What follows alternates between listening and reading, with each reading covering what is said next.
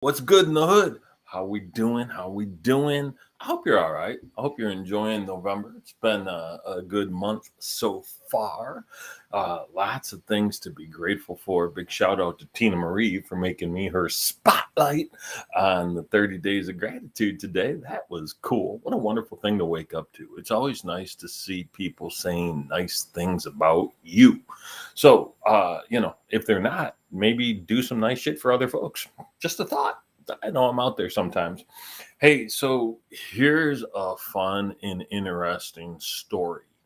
I had started messing around with this idea of the elements being an important part of our lives, air, earth, fire, water. And what if instead of a disc profile or instead of a Myers Briggs assessment, we could look at somebody and know, are they being fire? Are they being water? Are they being air? And it became really interesting to me. And, some of you may recognize this. I had this created a couple of years ago: fire, water, right? Yin yang. So keeping those in harmony and in balance. And it's a good reminder for me of when I have to be fire and when I have to be water, because I'm always air, man. I am straight up air. So anyway, I'm going through this process of thought process. I'm thinking, what would these elements be like? What are keywords that represent them? How would I recognize if someone's being fire, water, air, earth, whatever? And, wouldn't it be cool if one day I could do enough research to put together an assessment and test this out? And then we could actually recognize who people are being, and that would inform us on how to behave with them, how to get them to change their behavior, adapt their behavior, how to work with them in the confines of their behavior, whatever the case may be. Because you respond and react to someone who's being fire very differently than you would respond or react to someone who's being earth, as an example. And so started going through the iteration, started writing it down, started adding this concept to some of my talks. In fact, when I gave my presentation at the Construction Association in Michigan in January, I had a handful of slides and we started talking about it. It's all very, very interesting. And then one day, I'm talking to my friend Steve Loas. I'm over at his place and we're having a conversation about a speaker business. And he's like, "What are you talking about these days? What's intriguing? I mean, what's lighting you up on fire?" And I said, "I'm really fascinated by how we could leverage the elements to understand personality types." And he's like, "Oh, that's cool. You must be following Jay Johnson." And I said, "Who's Jay Johnson?" And he says, Jay Johnson is the guy who created behavioral elements. Tell me more, sir. Behavior Elements is an assessment tool, training methodology, coaching methodology that uses the four elements to identify behaviors so we can actually respond and interact intelligently with one another. What? There's somebody doing this? Yeah, in fact, it's done. I think he's had like 30,000 people go through the assessment. Holy cow, brick. We got to have a little time out because you may want to go through the assessment. So allow me to help that become a thing for you right now. If you're watching this on your phone, it might be a little tougher to do. But if you're watching this on your laptop, you could use your phone to scan this little QR code right now and go take the assessment. Now, there's a free version, and that free version will tell you specifically which of the four elements you are and give you a little bit of detail about it. And then there's a much longer, extended 27-page version that breaks it down and gives you a bunch of detail about the elements and how you are and what your first, second, third, fourth element are. Just because you're one doesn't mean you're not the other. You're all four of them, but you might have a preference or a dominant behavioral type, or you may have, you might be in balance. So there's all kinds of different scores, and we'll talk more about that in time. But yeah, go ahead and scan this little code if you're so inclined, and you can go and get this assessment. The free version, oddly enough, free. The non-free version's $45. Yes, I do get paid a whopping commission on that. You can do the math. There ain't much, but you know what? So what? It's not about the money. It's about the awareness. It's about the ability to make us better people, communicate more effectively with one another, have better interactions both at work and at home, and to understand our own behaviors. So when we're being too fiery or too watery or too earthy, we can say, "Holy cow, I need to dial that back." Or when we're not being enough of those things, maybe you need to dial up. So scan this, please, or don't. It's really, either way, it's up to you. I don't mind one way or the other. So anyway, so we got this cool little Jay. Steve starts telling me about Jay, telling me he's got all this information and this assessment thing is a real deal. And I'm like, well, I guess I gotta go meet Jay.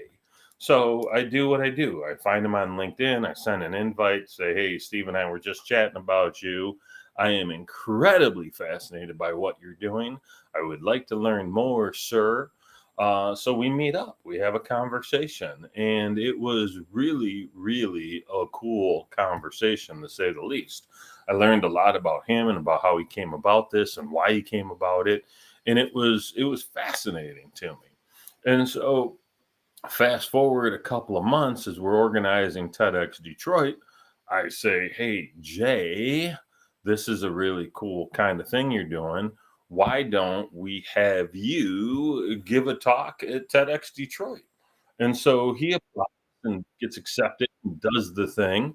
Um, and that's really cool. Jeremy Smith. I want to be in Grand Turks on a cruise ship. That's awesome. So he gets accepted to give the talk, and he does the talk, and he does a bang up job with it. And along the line, some point he said, hey, I've got a certification class going on, you should take a look at it. And I was like, oh, I can get certified in this? He's like, yeah, of course, you can become a certified guide. And I said, I would like to be a certified guide. Fun fact, guide was the password for my laptop computer 2 laptops ago. Isn't that cute? Yeah, you guys love that. I know you do. So now I'm a certified guide with behavioral elements. And it's been really flipping cool. It's a great experience. The knowledge is awesome. And I'm excited to be able to help people better understand their teams and the dynamics inside of them, understand more how to relate to people. After all, like if I'm known for anything, it's building relationships. And so the ability to actually do this in a quantifiable measure is really, really cool. So it's been fascinating to me. And, hopefully it will be fascinating to others. So let's go back to this old little share screen situation where you can kind of get a little bit of a heads up as to what this actually is. All right, where's my share screen button? Here it goes. So these are the four elements, right? You've already heard me talk about water, earth, or fire. These are the drivers before behind the four elements. So water, their primary drive is to bond with other people. They're great relationship folks. They're usually a little bit sensitive, but they're sensitive in the right ways. They're empathic, they're kind. They generally can go with the flow for most things, but occasionally they get a little bit stuffy. But they're the folks that really want relationships to work, right? They're the ones that are interested. They're great listeners. They do things that really matter in and around the community. And that community could be like the city in which you live, or it could be like the community of people in your office. So that's water, that's bond at the top. To the left is the element of air. Air folks are driven by the desire to learn, right? They want to acquire knowledge, and oftentimes they want to share knowledge. These are the creative types, these are the visionary types, these are the ones that are kind of leading the pack and getting out in front of other folks and doing things that oftentimes are good for the community and are excited to kind of take that leadership role, although not always natural leaders. But they tend to do that in terms of knowledge and getting creative things done. On the flip side, an air person can be a little airheaded, right? They can be a little flighty. So it's a real interesting mix. When I looked at my scores, I was highest in air, second in water, third in fire, and then almost non-existent in earth.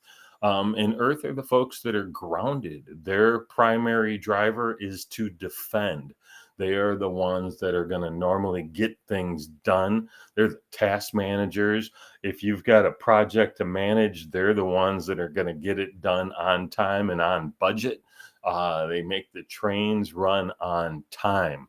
Definitely need more earth folks in my life to help me stay grounded, right? To keep me on track and on the right path. So, fun fact, my wife is very high on earth. So, not even remotely surprising.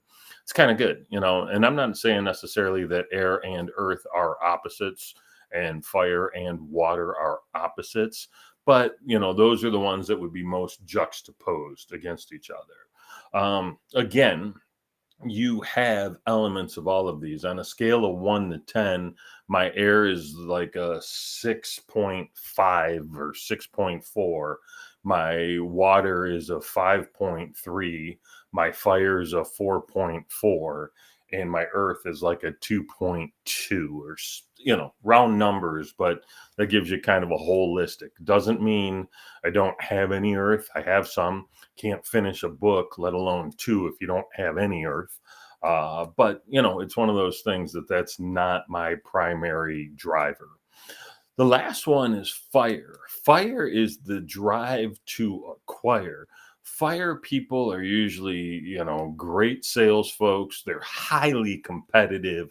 They love to win. They want to get in there and mix it up.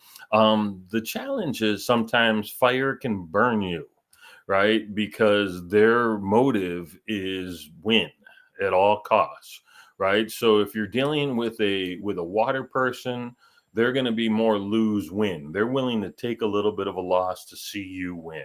If you're dealing with an air person, they're going to be more win win. They're going to come out and try and find situations where everybody wins. Earth is all about fairness, so they like win win too. But they're not going to be necessarily as creative in how you get there. They're going to use the tried and trusted status quo kind of mentality. Whereas fire is going to be a little more win lose. They're going to be all about how do I win, and scorched earth doesn't matter if I got to burn you to win. Sorry about that, and they're probably not truly sorry. So interesting dynamics. And you know what? Here's the thing. I'm going to end up talking more about this topic, this information over the coming weeks because I want to give you guys more details, more insight. Because ultimately, you can use these tools to interact, build teams, even grow performance, improve performance with folks, because you can start to identify, I mean, easily identify what characteristics or what behavior someone's displaying that you can take corrective action. Now, Jay and the team at Behavioral Elements don't suggest this as a hiring tool, but they absolutely use it as a management tool. For me, I could see it as a hiring tool. If you've got a very airy culture or a very watery culture, to bring somebody in that's not going to fit that mold will disrupt the culture. So maybe you don't predicate your hiring on it, but you could use it to make better hiring decisions. So, all very, very interesting. I hope you got a chance to go and get that scan. If you didn't, I'll tell you what I'm gonna do because I'm like this. I'm gonna drop the actual physical link in the comments when I get done here. That way you can just go click the link and go to this assessment if you're interested. Now, why wouldn't you be interested? I have no clue. But I'm an air guy, so learning is paramount to me. And so, for years, right? I think I took my Myers Briggs the first time at about 21 years old, maybe younger. And I've taken it, a dozen times since then. Fun fact, I went from being an ENTP to being an ENFP shortly after my daughter was born. My E and my I, my extroversion and introversion, have always been basically on top of each other, right? It's 51% extroverted, 49% introverted. So that's why I'm like the most reclusive party goer you've ever seen. Because I can be the life of the party in a heartbeat, but I can also be like, get me the hell out of this party in the next breath. And that's cool. I like that juxtaposition. My intuitiveness versus my sensing, my N over S. My N's always been much higher. My T and my F are basically right on top of each other as well. I'm a decent thinker and a decent feeler. And then my perception, my perceiving over judging, my P over J is off the charts. P, 93% P. I don't do a lot of judging. From a disc perspective, my I is off the charts, 99%. So the influence thing is important to me. My D, dominance, is my second trait, but it's like 66. My S and C are there, but nominal at best. So I've taken a lot of these, the Enneagram, the color, what color's your parachute. I love these tests, and this is just another cool one, but I like it because it's so easy, so easy to identify what someone is just right now. So that's it, man. I am a certified behavioral guide. I'll have to add that to my LinkedIn profile at some point soon. But I hope you enjoyed this little primer. Today is Tuesday, November 7th. It is 10:17. And next week, Tuesday, November 13th, Tuesday, November 14th, that's how weeks work. 7 days, not 6. I will not be here for Beans Bits. I will be in Atlanta doing a training at 10 a.m. So I am sure there will be a great like suction vacuum in the universe without this Beans Bits broadcast. But I trust that you guys will be all right. And so between now and the time I see you live next, I'll be much older, maybe a little more distinguished. Got a birthday coming up in a couple of weeks, 11 days if we're actually counting. And so that's exciting for me. I don't know if it has any impact on you at all. But whatever the case, in the meantime, if there's ever anything I can do for you, I am here for it. Message me, call me, send a carrier pigeon, smoke signals, whatever you got, I'll be sure to respond. Have a great rest of the day. We'll see you very soon. Ta-ta.